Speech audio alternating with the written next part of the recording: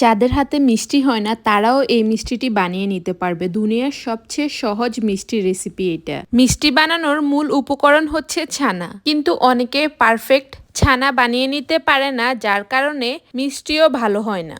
কিন্তু এই মিষ্টির জন্য পারফেক্ট ছানা না হলেও সমস্যা নেই। ছানা তৈরির জন্য হোল মিল্ক হলে ভালো হয়, তবে 1% 2% মিল্ক দিয়েও এই ছানাটি বানিয়ে নেওয়া যায়। আমি ছানা তৈরির জন্য টোটাল এখানে 8 লিটার দুধ নিয়ে নিয়েছি। তো দুধগুলোকে অনবরত নাড়তে থাকতে হবে। নাড়তে নাড়তে যখনই দেখবেন দুধের উপর এরকম ফেনা উঠে এসেছে, তখনই বুঝতে হবে কিছুক্ষণের মধ্যে বলক উঠে আসবে। সে পর্যায়ে আমি দিয়ে দিচ্ছি টক দই। আপনারা চাইলে টক দইয়ের পরিবর্তে ভিনেগার অথবা লেবুর রস ব্যবহার করতে পারেন।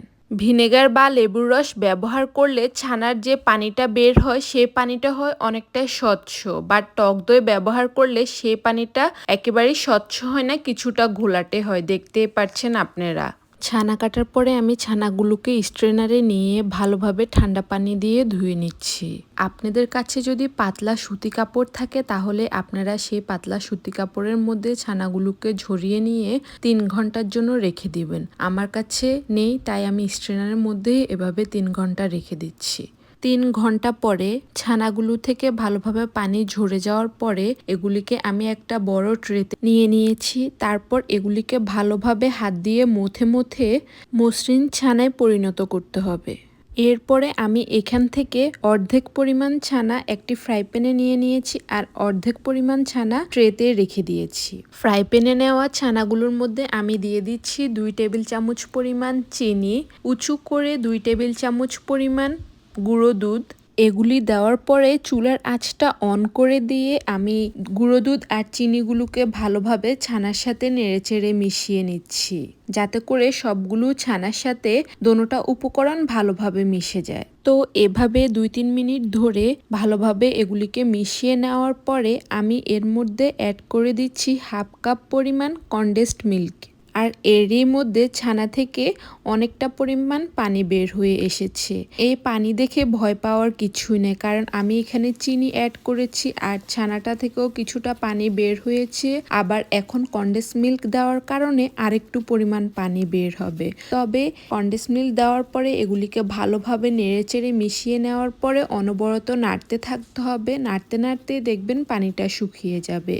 আবার অতিরিক্ত নাড়তে নাড়তে ছানাটাকে শক্ত বানিয়ে ফেলবেন না, তাহলে কিন্তু মিষ্টি বানানোর সময় সুন্দরভাবে শেপ দিতে পারবেন না। কিছুটা নরম থাকা অবস্থায় ছানাগুলোকে নামিয়ে নেবেন, আর নামানোর পরে কিন্তু এটা আরেকটু শক্ত হয়ে যাবে। এই তো আমি এ পর্যায়ে ছানাগুলোকে নামিয়ে নিয়ে ট্রেতে নিয়ে নিচ্ছি। তারপর এগুলিকে কিছুক্ষণ নেড়েচেড়ে কিছুটা ঠান্ডা করে নিচ্ছি। ছানাগুলো যখনই রুম টেম্পারেচারে চলে আসবে তখনই আমি এই ছানার সাথে কাঁচা ছানাগুলোকেও ভালোভাবে একত্রে মথে মথে মেখে নিচ্ছি। দেখতেই পাচ্ছেন আমি কিভাবে মথে মথে মেখে নিচ্ছি। এভাবে করে ছানাগুলোকে মেখে নিলে মিষ্টি বানানোর সময় ছানাগুলো ফেটে যাবে না। আপনাদের যদি কারো উপর রাগ থেকে থাকে তাহলে তার কথা মনে করে ছানাগুলোকে মেখে নেবেন। কেউ আবার সিরিয়াসলি নিয়েন না, মজা করে বলছি।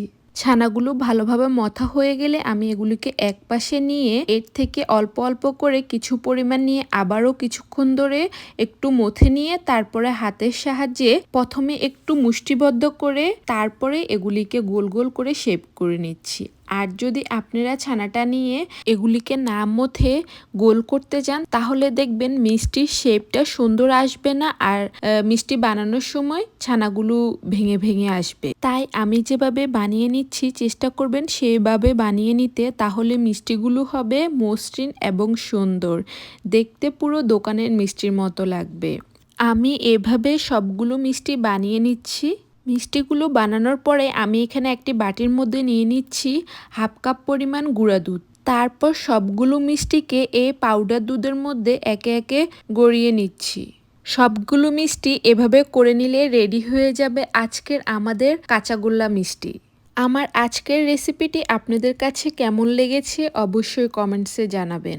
আর আমার রেসিপি ভালো লেগে থাকলে পেজটিতে একটি ফলো দিয়ে রাখবেন নতুন নতুন ভিডিও পেতে।